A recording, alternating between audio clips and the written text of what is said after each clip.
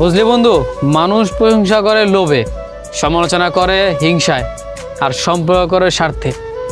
অনেক সময় দেখবি যে আমাদের আশেপাশে অনেক ভালো মানুষ পাবি যারা কিনা সবসময় তোর প্রশংসা করবে, কারণ ওই যে তাদের মাঝে একটা লোভ কাজ করে। আবার দেখবি যে অনেক মানুষ তোর প্রশংসা করবে, আবার কিছু মানুষ তোর সমালোচনা করবে ওই যে হিংসায়, কারণ তোর মতো তোর জায়গায় তোর লেভেলে তারা আসতে পারে না দেখে তাই হিংসা করে। আবার অনেক মানুষ দেখবি সম্পর্ক করবে স্বার্থের জন্য। ওই থাকে না যে খারাপ সময়ে তুই কাউকে পাশে পাবি না, আবার তোর ভালো সময়ে অনেক মানুষ কাছে পাবি। এই যে তুই বা তুই, হ্যাঁ দেখ, ভালো সময়ে আমাদের পাশে অনেকজন থাকে, কিন্তু খারাপ সময় কজনই বা থাকে।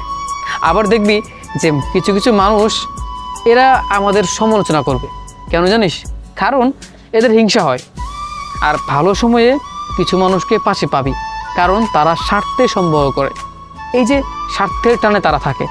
তোর দিন ভালো আছে, তোর সাথে এরা থাকবে, তোর সঙ্গ দিবে, তোর সাথে আড্ডা দিবে, বসবে। আবার তোর দিন ভালো থাকবে না, এরা চলে যাবে। এই আর কি, মানুষ লোভে আসলে প্রশংসা করে, তাদের স্বার্থের জন্য তারা আমাদেরকে ভালোবাসে। অথচ খারাপ দিনে কজনই বা পাশে থাকে। দেখ, তুই তোর খারাপ জীবনে কখনো কয়টা মানুষকে পাশে পেয়েছিলি, কাছে পেয়েছিলি? আসলে সময়ের ব্যবধানে সবাই আসল রূপ বেরিয়ে আসে। তাই মানুষ স্বার্থের ক্যাঙ্গাল, এক কথা বলতে গেলে স্বার্থের জন্য সব কিছু করতে পারে।